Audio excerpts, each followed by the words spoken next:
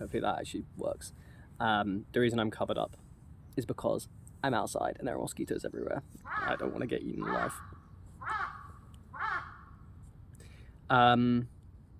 We're in Japan. In the temple that I'm living at right now. Title of this video is about my first 50 hours learning Japanese through only input. Why? I wanted to see if you could bypass the translation in your brain if you didn't use any English or any flashcards and only took in the target language.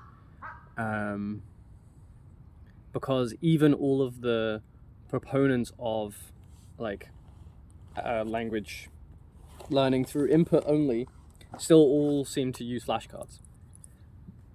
And I wanted to see what it was like not to do that either. Oh my god, they're everywhere. They're going to bite me through my clothes. So let's go straight into it. 50 hours. What are my thoughts? Well, if you find the right input, it's okay.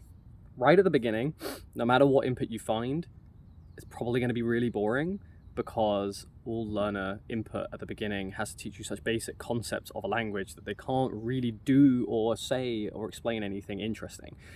And your brain isn't really used to it yet, so you get... I got really sleepy after like 5 minutes of doing it. So at the beginning, my stamina was super low. And I don't know if this is a phenomenon that's shared by other people, but 5 or 10 minutes of my brain just working overdrive to understand something, even if they're just picking up a thing and being like, this is a book. This book is brown. This book is a square, shit like that. Even if you can comprehend it, right? That's the whole point, is that it's comprehensible. Your brain is still in constant tension against the fact that it doesn't understand any of the words that are being said, but it does understand the message that's being said. But to do that translation without your native language coming in is an active and conscious and difficult thing. So very tiring at first, but you build up the stamina, and as you get onto more interesting content, it becomes easier, as you expect. But still, after 50 hours, the content is generally not that interesting. I'm still at beginner content. But it is fun going back now to the stuff I started with and it being so easy to listen to. So yeah, after a while, I also started really rejecting English translations. So when there was a video that I found that had subtitles, English subtitles, it felt really weird. But even when it started, the teacher would say something in Japanese and then follow it with the English, my brain was like, ew.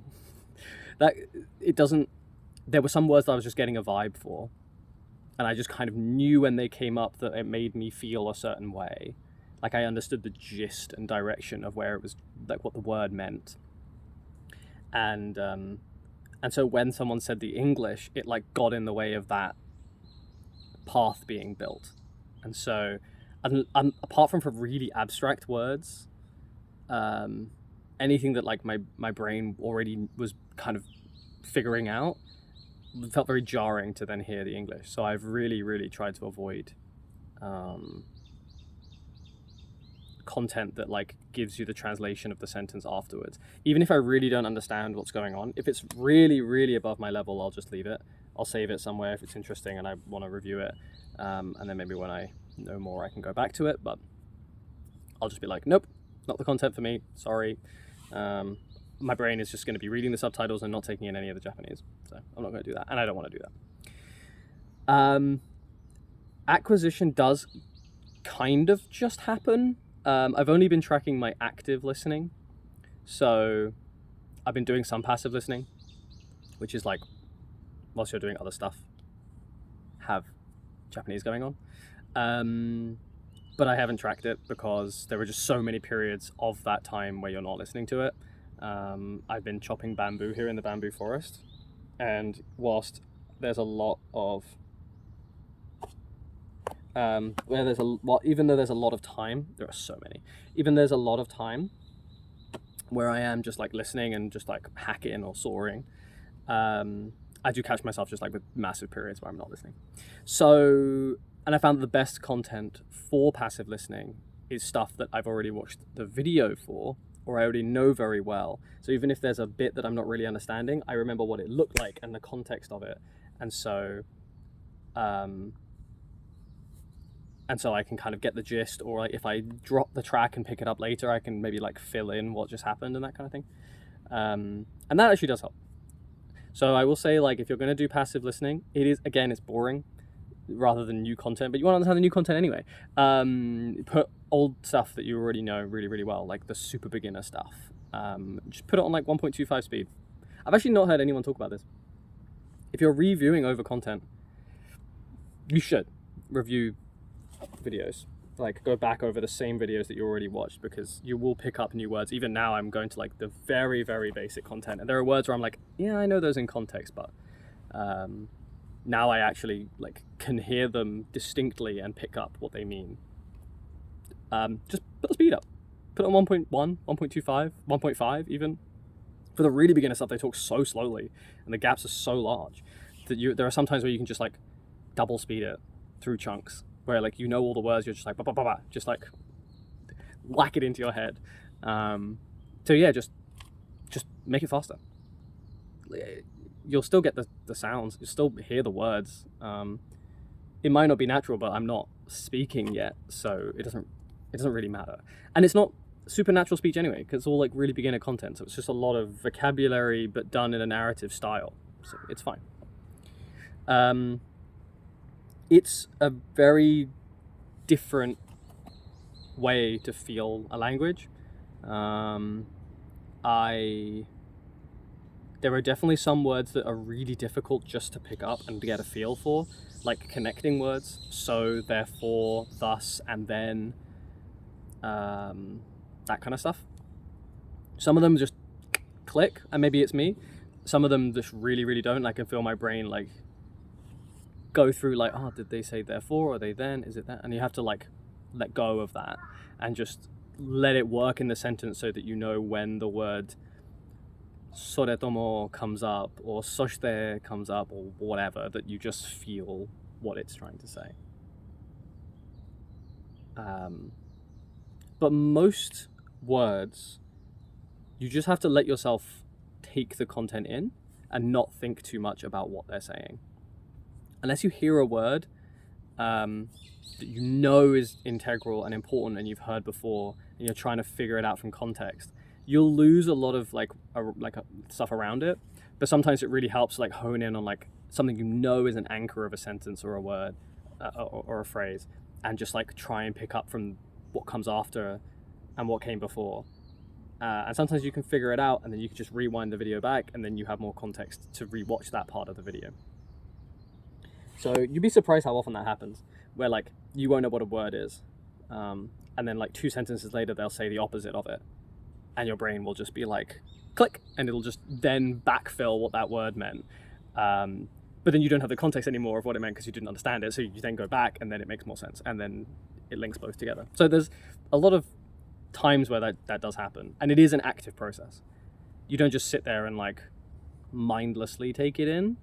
I think it is quite an active thing. And you can gain something from content that is above your level. If you already know some vocabulary and you're listening to something that uses some of it, you can figure out other words, and just having that what's the word I'm looking for? Acclimation? No. Having a lot of exposure. There you go. Having that exposure to the language is really good too. Just for the sound of it and the gestures and the character and the feel of the language when you're speaking it. Yeah, so I will say, like, it's funny, there are some words that jump out that really just anchor to their meaning and don't go to English first.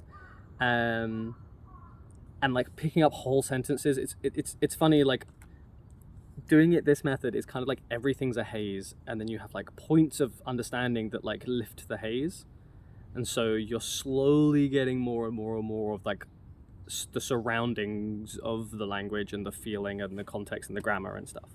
Whilst if you do it through more traditional methods, you're like really sharply getting pieces, but everything around those pieces you have no idea. Some words do already now kind of come out of my brain when I think of trying to think of a concept in Japanese. But it's funny because I did Chinese for like a couple of weeks while I was in Taiwan, and I did the complete opposite. I did flashcards and grammar and all that kind of stuff, and a lot of output because I was doing a big pilgrimage and I wanted to talk to people. And I could create the sentences and words, but I couldn't understand anything I was hearing. Like someone would say the most basic thing of like, "Oh, where are you from?" And I was like, don't know what it means, don't know what they just said. But I could say stuff. I could say like, "Where's the toilet?" Or I could construct a sentence about how I liked something, or connect two things together or whatever. And in Japanese, I can't construct like anything. Can't construct a sentence. Don't know where I would even be going, right or wrong. I'd like to at some point soon, but right now I can't. But I can understand so much more when I hear people talking around me. So that's novel. Not a thing that I've historically done. I normally really like grammar. This is the other issue for me. At this point, most people will probably have stopped watching, but I don't care. It's for me anyway. The thing is, I really like grammar, and I really like linguistics. So not doing any of that is actually difficult. I have to hold myself back from not doing that. So this method might actually like fit and be better for some people who can't study the traditional way. But for me, I'm actually just like, because I'm testing a theory of trying to have a language just spring out of my brain, and whether I can bypass that translation like I have with other languages, it's like I'm holding myself back from doing a lot of stuff that I actually do find really interesting in a language, which is like looking up why things are the way that they are and what the grammar is and all that kind of stuff, like the learning part. So yeah, I mean, maybe I'll link some content. I was speaking for like 5 minutes and I'd accidentally shut the video off. I was gonna say maybe I'll link some content, but given this video is just for me, I'll only link it if anyone asks for it. I really like educational YouTube.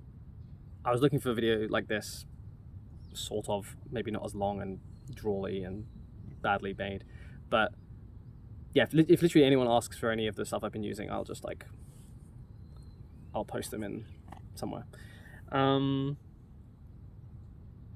Anyway, yes, reading and writing. Have I learned to read or write yet? No. Will I? Yes. Why? One, it's really good input, but right now I don't want to be reading stuff because my brain I want to hear the sounds. I want to be able to produce with good tone and pitch and speed and naturally express myself in the language. So for that I need a lot of audible input. For grammar and structure and words and vocabulary, the reading becomes really, really useful. But right now, it's not what I want. I want to build a base by ear. And they are very different skills. You hear a lot of people who know how to read, but then they hear anything from like a native speaker or whatever, and they don't understand anything. And the second thing is writing. It would be really useful to be able to write down words that I hear that I don't know in Japanese, in kana, at the very least. I probably won't learn kanji for a while. We'll see. Well, we'll see how long I even fucking do this experiment for. But apparently at least 50 hours. And yeah, and that way I can write like the sentence and the word, and I can have context. I can draw little pictures around it to explain like what the word means. And if I really don't know what it means, maybe I can look it up in a monolingual dictionary, or yeah, I just assume the words that I want to know I'll keep hearing in different contexts, so I'll have a bunch of sentences for that word, and then I can figure out like what the word means from all these different contexts, right? And if it's something really weird, like something very specific, like jaded or juxtaposed or something, maybe I'll look it up so I get it, what it is like specifically. But even just getting a vibe for it at first is enough, I think, for what I'm trying to do right now. Yeah. Am I going to keep going? Yeah, I'm going to keep going for a bit. We'll see. It'd be cool to be able to speak and understand Japanese. I hear it takes a really, really, really, really, really long time. I'm famously bad at keeping things going, but here's some accountability. Would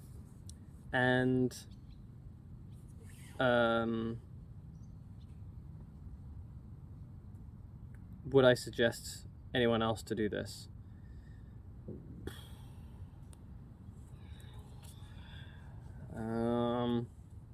Maybe. I think that it feels different to other ways I've learnt languages before. I quite enjoy how it feels to have acquired words this way, but it does feel slower than what I could be putting the time to. If you do make your own flashcards, especially if they were audible, or like voice, if you made flashcards that were just sound, and then like the sentences, you sentence mine just sounds and then translations of those sentences, that would be pretty cool. And that would help a lot, I think, and get you there, get you somewhere quicker. But I think you would have to unlearn the translation, which I think happens when you get to like a saturation point of the language. You stop translating probably, no matter what method that you took to get there. But I'm just wondering, like this path is just like, can you start without translating? And the answer is yes, you can. If you have the right content and enough of it, and you do enough, you will start just picking up words. And you will start to have words that you can understand when they're spoken, but you can't create them. I know that there are two different words to say cold. I know that there's samui, which is like I am cold. It's ironic because it's really hot right now.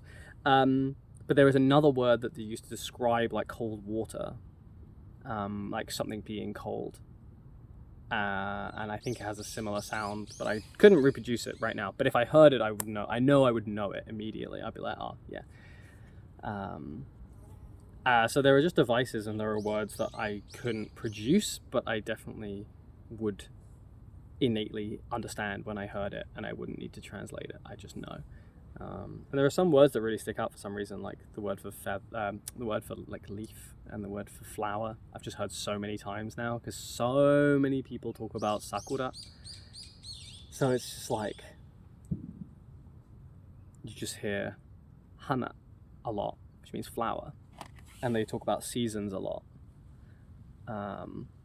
So you just hear about leaves all the time.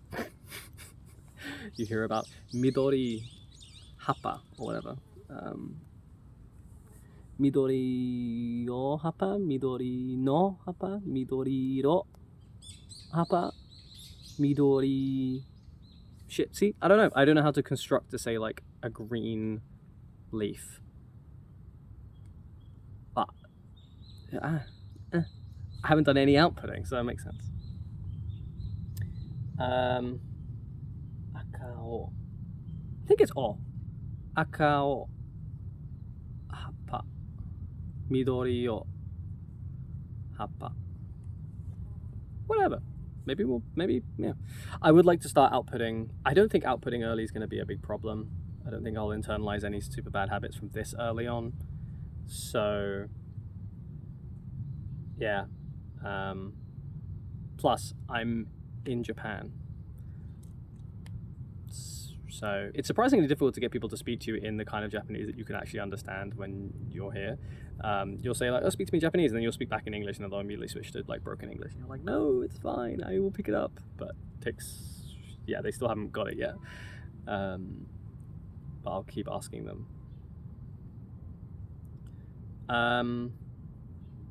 Yeah, what do I think the ultimate form of this learning is? having a pseudo parent point things out and just talk to you constantly in that language, but like simple. Like you're walking down the stairs and then they're like, we're going down some stairs. There's a rock. It's grey. There's this. Pick this up. Do this. Go do this. Oh, yesterday, what did you do? Oh, yeah, we played blah, blah, blah. And just like use all versions of simple words and simple phrases and simple sentences constantly at you. And just hear them talking to other people in more complex phrases and sentences. And then you are like, blah, blah, blah, trying to talk to them. And like that would just be great. But not something that everyone has at their disposal. Even me. I said even me. Well, because I'm in Japan and there are lots of Japanese people around, but like, yeah. I got it on a hike where a local guy I was couch surfing with. We were on the hike and I just kept being like, in Japanese, tell us everything in Japanese. I was like, okay. Go forwards, turn left, down the stairs, we're going up. Be careful, let's go. Ikimashou. Let's go. And things do stick in your head more. That way. Yeah. But it's weird, like it's weird just having words that I don't know the word for frog, but I know I would know it when I heard it. It's just weird. Like I can't produce it, but like there's like the pieces and remnants of that word just like floating in my head, and I'm like, okay. It's just a very weird feeling. Anyway, this has gone on for like way too long. I could talk for a long time about languages. I'm tired. And that's enough for the first Adam Learns. So, see you in another 50 hours if I make it there. Liu liu liu. Bye.